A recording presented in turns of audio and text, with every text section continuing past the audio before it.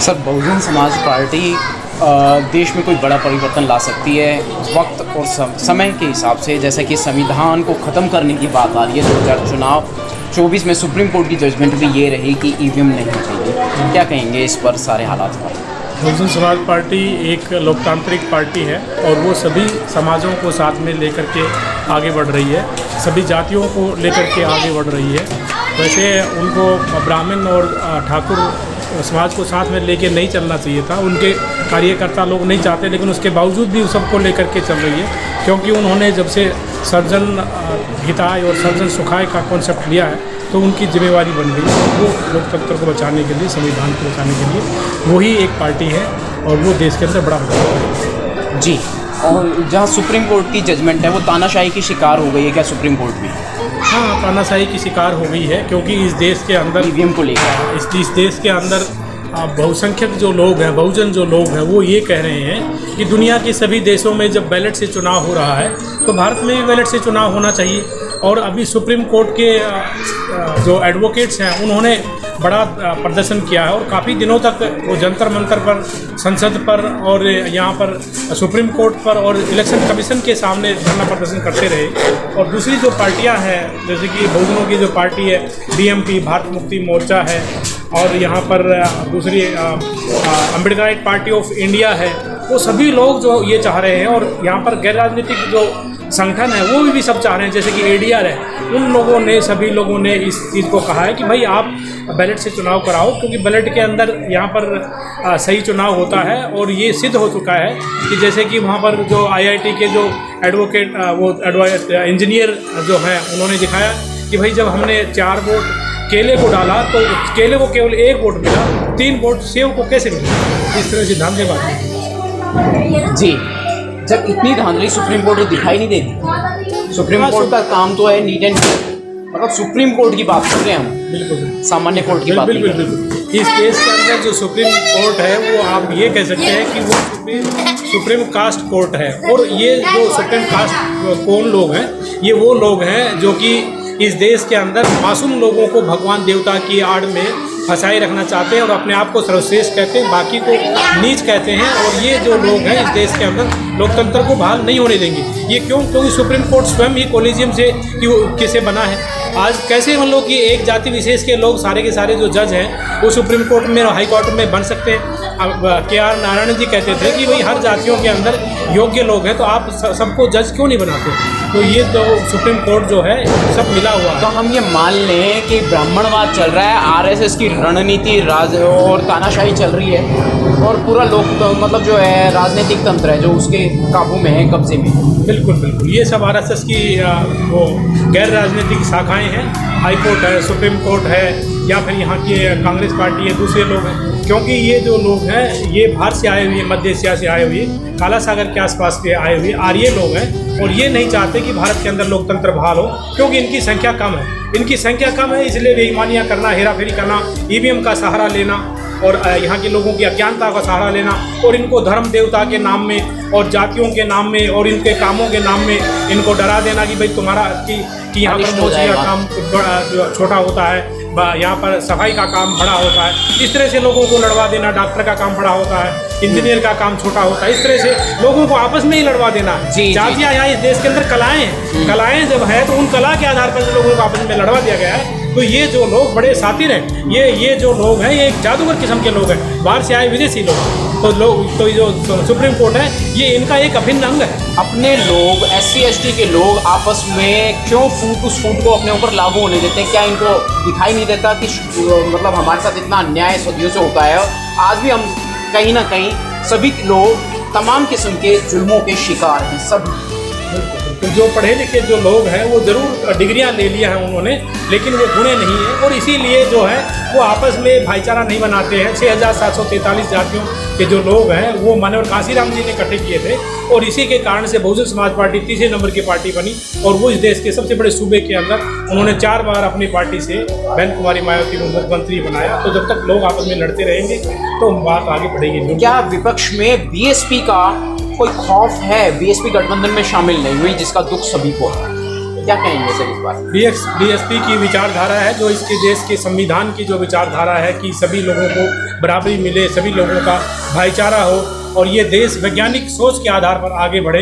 दूसरी पार्टियां बीएसपी से डरती हैं क्योंकि बीएसपी ही एक ऐसी पार्टी है जो इस विचारधारा को लेकर के चल रही है और बाकी जो दूसरे जो दल हैं, इंडिया गठबंधन के अंदर जो दल हैं, वो सब लोग आर्यों के चमचे हैं और इस कारण से मतलब कि वो बहुजन समाज पार्टी से खुद। तो यहाँ पर हमें स्पष्ट जानकारी मिलती है कि देश की सबसे बड़ी पार्टी, लोकतांत्रिक पार्टी, बिना बुलाए जिसकी भीड़ हो जाती है, एक प्रोग्राम, एक कार्यक्रम कहीं पे भी आयोजित कर दो और बहुत ज़्यादा भीड़ वहाँ देखने को मिलती है बहुजन समाज पार्टी के कार्यक्रमों में। क्या कहेंगे? मामूली से मामूली कार्यक्रम। बिल्कुल। ये जो भीड़ है, ये इस देश के जो लोग हैं वो न्याय से तरसते हुए लोग हैं, वो जातियों के आधार पर प्रताड़ित किए हुए, बेइज्जत किए हुए, तोड़े हुए लोग हैं।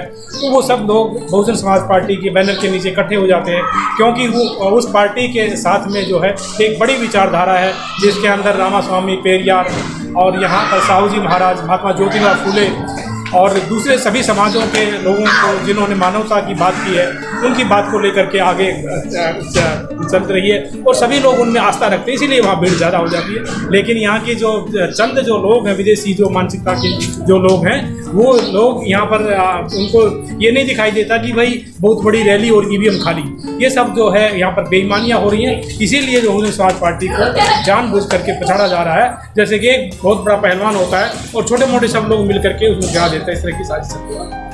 क्या 50% लोग भी भारत की जनता में से ईवीएम का विरोध खुलकर नहीं कर सकते? भारत के लोग यहाँ पर गुलाम लोग हैं, इनको भगवान देवता के नाम पे डरा दिया गया है और ये जो लोग हैं ऐसी व्यवस्था में विश्वास करते हैं और ये इनकी एकता जो बन पाना जो है वो काफ़ी मुश्किल है। लेकिन बहुजन समाज पार्टी जो है ये काम शायद इसी का फायदा विपक्ष उठा रहा है। चलिए, बहुत बहुत शुक्रिया। हमारे साथ आर के चमार बहुत जी। सर, आप अपने नाम में अब इस पे भी आ जाते हैं क्योंकि एक थोड़ा सा महत्वपूर्ण विषय बन जाता है क्योंकि इस पर टिप्पणी पहले हो चुकी है। आप आर के चमार बौद्ध लगाते हैं, तो बौद्ध और चमार यानी हम जाति भी ढो रहे हैं और बौद्ध भी लगा रहे हैं, क्या नहीं? देखो, ये भारत जो जातियाँ जो हैं वो भारत की हकीकत है और जातियाँ नहीं है। मैं मानता हूँ कि ये हमारे बुजुर्गों के कार्य थे और दुनिया में कोई भी जो व्यक्ति है वो काम के आधार पर आगे बढ़ता है। काम कोई भी छोटा बड़ा नहीं होता है, लेकिन आर्यों ने साजिश के तहत में लोगों के कामों के आधार पर लोगों को छोटा बड़ा किया और उसके बाद में लोगों को बांटा। जब यहाँ इस देश का प्रधानमंत्री जाति लगाता है, राष्ट्रपति लगाता है, यहाँ इस देश के मुख्य न्यायाधीश जो चाहे वो सुप्रीम कोर्ट में, हाई कोर्ट में, पत्रकार हैं, सभी लोग जातियाँ लगाते हैं, तो एक चमार के लिए क्यों प्रतिबंध है? आप इस देश के अंदर जो आर्टिकल 15 से लेकर के 18 तक है जो बराबरी की बात करता है, तो वो एक चमार को भी ये कहता है कि वो भी अपनी जाति लगाए ताकि जब वो कहीं लगाएगा तो उसके लोग जो हैं उसके पास में आएंगे और उनका भी खड़ा बनेगा। सिंपल।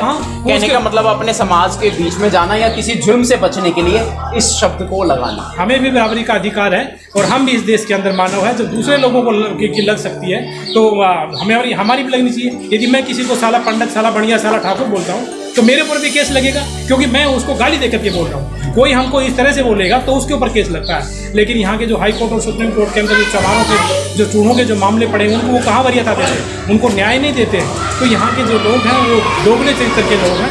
तो जातियाँ जो हैं ये मूल निवासियों की जाति है और मूल निवासियों की बहुत सारी जातियाँ द्वारा थोपी गई हैं ना, हम धो क्यों रहे हैं? नहीं, ये जो ब्राह्मणों के द्वारा थोपी गई हैं, ये इसका एक मिक्स जातियाँ इस देश के अंदर जो है वो हमारे जो कार्य हैं, वो चाहे कार्य हमको अपनी रुचि से मिले हों, कैसे भी मिले हों, लेकिन हमने अपने कार्यों से नफरत करना शुरू कर दिया और फिर हम पिछड़ गए। क्यों? जब हमने अपना काम छोड़ दिया तो हमारा जो पैसा है वो खत्म हो गया और यही काम आज पंडितों ने ले लिया है। आज जो जूते अलमारियों में बिक रहे हैं और किताबें सड़कों पर हैं। बात सही है आपकी। वो जो भी करेंगे, ब्राह्मणवाद वो व्यवस्था है, वो गंद भी करेंगे तो चलेगा, लेकिन अगर हम अपना खून भी निकाल के मतलब जो है कहीं पे पटक देंगे उसकी भी वैल्यू नहीं है। तो हमको तो अपनी खुद वैल्यू करनी होगी। हमें अपने इतिहास को जानना होगा और हर व्यक्ति को, हर जाति विशेष को, हर वर्ग विशेष को अपने लोगों का लीडर बनना होगा। और इस देश के अंदर 6743 वो जातियाँ नहीं, वो एक किस्म से वो राष्ट्र है। क्योंकि एक जाति विशेष की एक ड्रेस होती है, उसकी अलग एक मतलब कि उसका खान पान होता है, उसके अंदर उसका एक कारोबार होता है, तो हम उसको नकार कैसे देंगे? जब उन लोगों के जो पढ़ेंगे लिखेंगे तो फिर वो लोग जो है उनकी बात सुनी जाएगी। हम दूसरों पर नहीं छोड़ सकते हैं, हम सबको समानता के आधार पर वो कहते हैं। और जब भारत के आर्टिकल 13 के अंदर ये लिखा हुआ है कि जो ऐसी प्रथाएं जो आपके साथ में दुर्भावना करती थी वो प्रथाएं समाप्त हो गई, तो बराबरी का अधिकार आपको भी मिला। बहुत बढ़िया। मैं हूं नंदकिशोर बौद्ध और जो है मैं मतलब जो है यहाँ पे ब्राह्मणवाद के द्वारा छोड़ी गई जो जातियां हैं वो मतलब अब हथियार के रूप में उन्हीं के खिलाफ इस्तेमाल करने का डॉक्टर आर.के. चमार बौद्ध जी ने परिचय दिया है, बताया है। और नाम में मुझसे कोई त्रुटि हो तो मैं क्षमा चाहता हूँ सर। बिल्कुल सत्य है।